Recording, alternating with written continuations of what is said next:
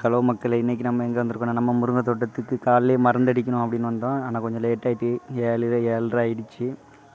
காலையிலே முருங்கை மரத்துக்கு மருந்து கொடுத்தா தான் அந்த மரத்தில் உள்ள புழு எல்லாமே சாவும். இப்போ லேட்டாக என்ன ஆகும்னா அந்த மரத்தில் இருக்க புழு எல்லாமே கீழே இறங்கிரும். மரத்தில் விட்டு நவுண்டுற அந்த புழு நம்ம மரத்துக்கு நேரே மருந்து அடித்தாலும் அந்த புழுவெலாம் சாவாது. அதே மாதிரி இவ்வளோ லிட்டருக்கு இவ்வளோ தண்ணி தான் கலக்கணும்னு ஒன்று உண்டு. அதுக்கு மீறி மருந்து அடித்தாலுமே மரம் வாடிடும். இங்கே நம்ம பக்கத்து ஊர் அண்ணா தான் மருந்து நல்லா அடிப்பாங்க. அதனால தான் எங்களை கூப்பிட்டு வந்தோம். காலையில் வர சொன்ன கொஞ்சம் லேட் ஆகிட்டு அவங்களுக்கு. இந்த மருந்து ஊற்றி அடித்தா மரத்தில் உள்ள புழுலாம் சேர்த்துரும். ஆனால் ஒரு 10 மணிக்கு மேலாம் மருந்து அடிக்கிறது வேஸ்ட்டு.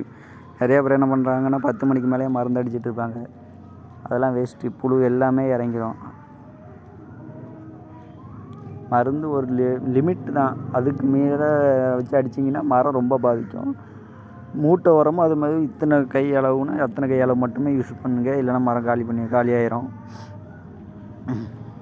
மருந்தடிக்க போகிறாங்க இப்போனா. எல்லாமே ஒரு ரிஸ்க்கான வேலை தான். அளவுக்கு மீறினாலும் மரம் காலியாயிரும். அளவுக்கு குறைஞ்சாலும் புழு காலி பண்ணி விட்டுரும் மரத்தை.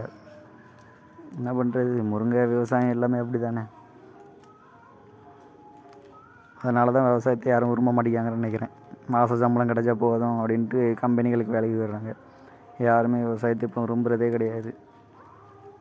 தயவுசெய்து எல்லாருமே விவசாயத்துக்கு ஹெல்ப் பண்ணுங்கள். விவசாயத்துக்கு உதவி செய்யுங்க தயவு செஞ்சு.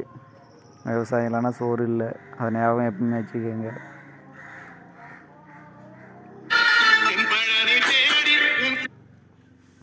இப்போ எல்லாமே விவசாய பூமியாக இருந்தாலுமே காடாக்கி விட்டுறாங்க. ஏன்னா கவனிப்பு கிடையாது. இதை போட்டு எங்கடா பார்க்குறது அப்படின்ட்டு எல்லாருமே அசால்ட்டாக விட்டுறாங்க.